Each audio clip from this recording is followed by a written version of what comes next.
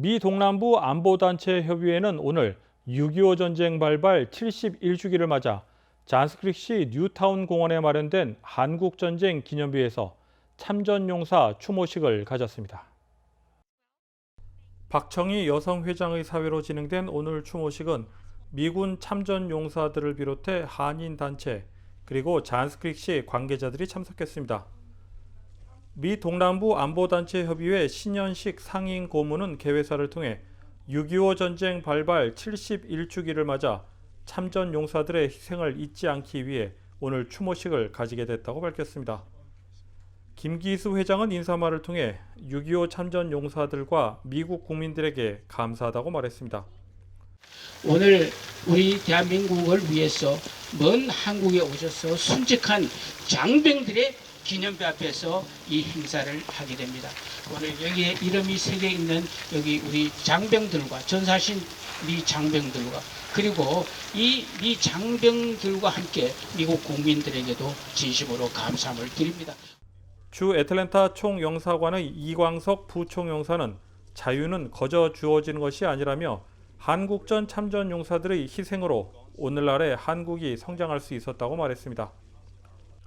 자치로 위스키 잔스크릭시 부시장은 잔스크릭시의 한국전 추모비를 비롯해 참전용사 추모비가 조성된 것은 매우 뜻깊게 생각한다고 밝혔습니다. 특별히 오늘과 같이 잔스크릭시와 한인사회가 함께 한국전 참전용사들이 참여한 가운데 6.25 전쟁 발발 71주기 행사를 같이 하게 된 것에 매우 의미가 있다고 강조했습니다. 6.25 참전용사인 노만 보드 조지아 챕터 19 지회장은 6.25 당시 겪었던 경험담을 소개하며 한국전에 참여한 것을 자랑스럽게 생각한다고 밝혔습니다. 협의회에서는 대레사 아리랑 라이온스 클럽 이사장이 만든 부채를 참전 용사들을 대표해 노만 보드 조지아 챕터 지회장에게 선물했습니다. 애틀랜타 한인의 김윤철 회장과 잔스크릭시 제일인 전 시의원 그리고 민주평통 애틀랜타 협의회 김형률 회장과 잔스크릭시 존 브래드베리 시의원의 추모사가 이어졌습니다. 또한 김기수 회장의 선창으로 참석자들은 6.25의 노래를 함께 부른 후 단체 사진 촬영을 하며 오늘 추모식을 마무리했습니다. KTN 뉴스 스티원입니다. 연방법무부 메리 갈랜드 장관이 조지아주의 새로운 선거법 개정안 SB 202에 대해 위헌 소송을 제기했습니다. 개정안 일부 조항의 시행을 막기 위한 것이 소송을 제기한 이유입니다. 주 정부와 공화당은 위헌 소송은 말이 되지 않는다는 입장을 내놓았습니다.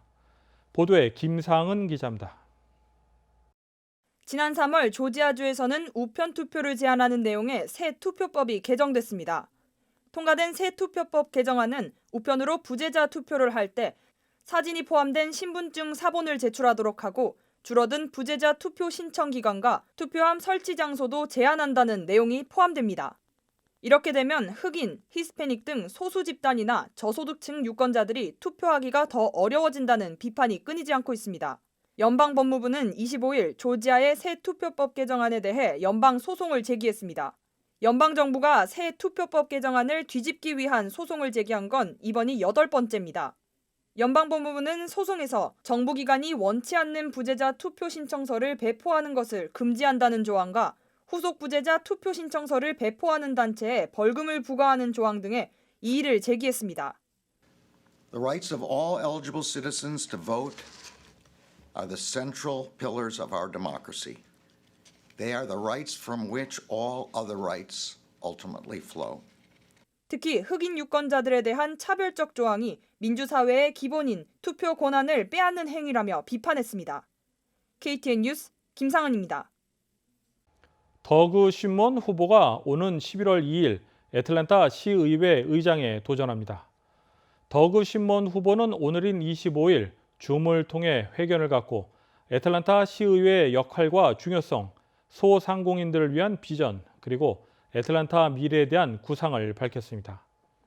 쉰먼 후보는 오늘 화상회견에서 애틀랜타시 범죄율 증가와 관련해 치안과 안전 문제가 애틀랜타시의 가장 중요한 과제 중 하나라고 말하며 경찰관 고용을 확대하겠다고 강조했습니다. 또한 시 정부 개혁에 있어 소수민족과 여성 운영 비즈니스의 편의를 고려하겠다고 덧붙였습니다.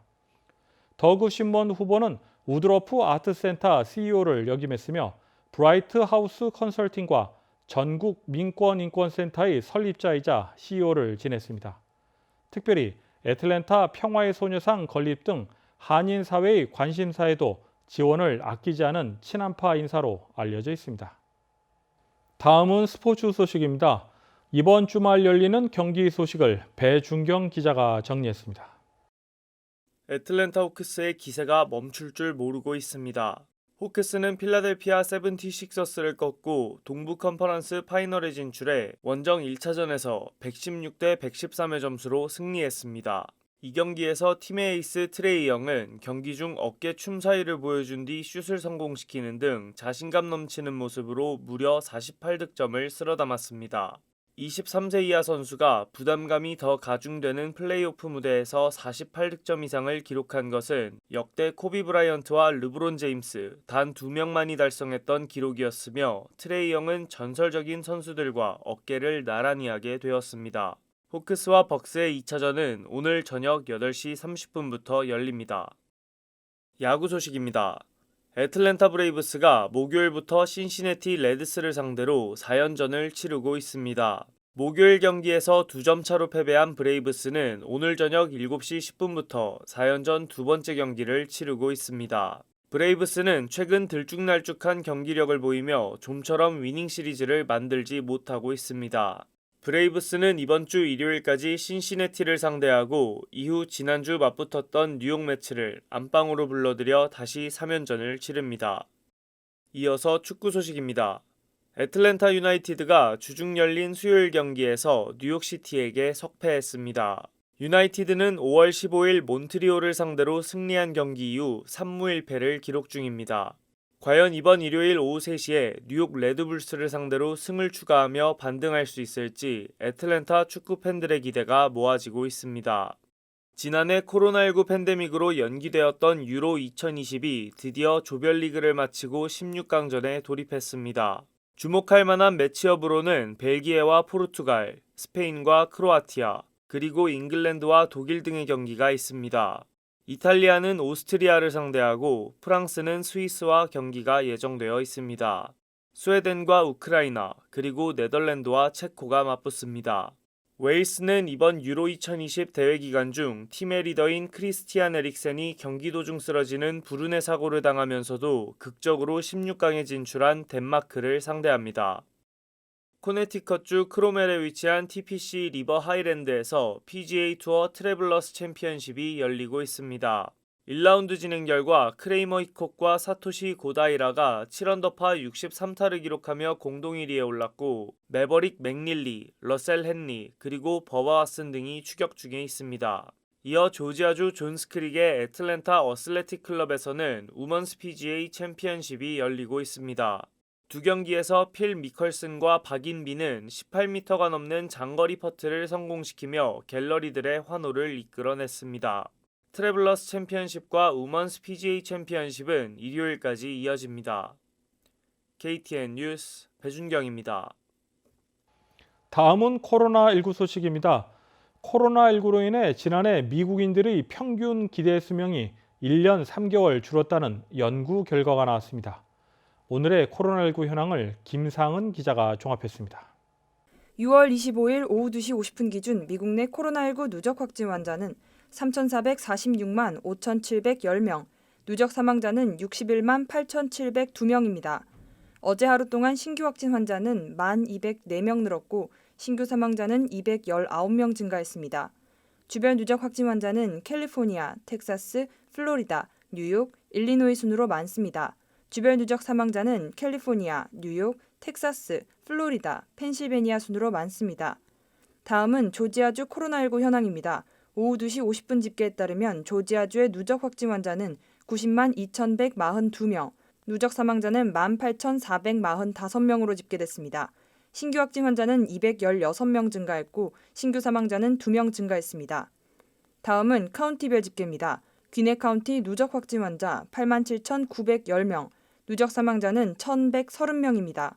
수요일 대비 신규 확진 환자는 12명 늘었고 신규 사망자는 없습니다. 풀턴 카운티 누적 확진 환자 84,056명, 누적 사망자는 1,354명입니다. 신규 확진 환자는 14명 늘었고 신규 사망자는 2명 늘었습니다. 이상 오늘의 코로나19 현황이었습니다.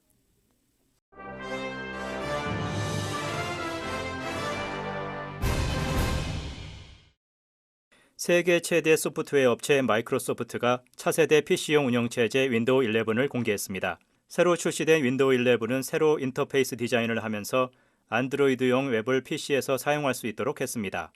윈도우 10과 비교해 확장성과 호환성을 높였습니다. 화면 왼쪽에 있던 시작 메뉴도 가운데로 옮겨지면서 경쟁사 애플의 맥OS와 비슷해졌습니다. 윈도우 11은 올 연말 크리스마스 시즌에 출시돼 윈도우 10 유용자들에게 무료 업그레이드로 제공될 예정입니다. 반중신문 빈과일보 폐관이 홍콩 언론계를 위축시킬 것이란 우려가 나오는 가운데 홍콩 학자들이 잇따라 신문 칼럼 절필에 나섰습니다. 홍콩 중문대 정치학자 이반 초이는 빈과일보가 폐관되자 지난 15년간 써온 신문 칼럼의 절필을 선언했습니다. 그는 2006년부터 홍콩 명보에 매주 정치 평론을 실어왔습니다. 또 홍콩 대표 논객인 마웨 중문대 정치학과 교수는 매주 써오던 칼럼을 지난해 말부터 한 달에 한 번으로 줄였습니다. 학자들은 넘지 말아야 할 선, 레드라인이 불분명해 두려움이 커지는 상황에서 칼럼 집필 의욕이 꺾이고 있다고 지적했습니다. 38달러가량의 음식을 시킨 손님이 팁으로 16,000달러를 지불해 화제가 되고 있습니다. 익명을 요구한 한 남성은 지난 12일 뉴햄프셔주 런더데리에 있는 식당을 찾아 칠리 핫도그와 음료수 등 세금을 포함해 37달러 93센트의 음식을 주문해 먹었습니다. 이후 해당 남성은 식사 후 계산서에 팁을 16,000달러를 팁으로 내겠다고 적어냈습니다. 식당 측은 손님이 160달러를 잘못 기록한 줄 알고 재차 확인한 결과 팁 액수가 16,000달러가 맞음을 다시 한번 확인했습니다. 식당 측은 해당 손님이 이 돈을 한 번에 다 쓰지 말라고 당부하며 열심히 일하는 당신들은 돈을 받을 자격이 있다고 말하고는 떠났다고 설명했습니다. 16,000달러 팁은 홀과 주방의 직원 30명이 나눠 갖기로 한 것으로 알려졌습니다. 이상으로 6월 25일 KTN 뉴스를 모두 마칩니다. 시청해주신 여러분 고맙습니다.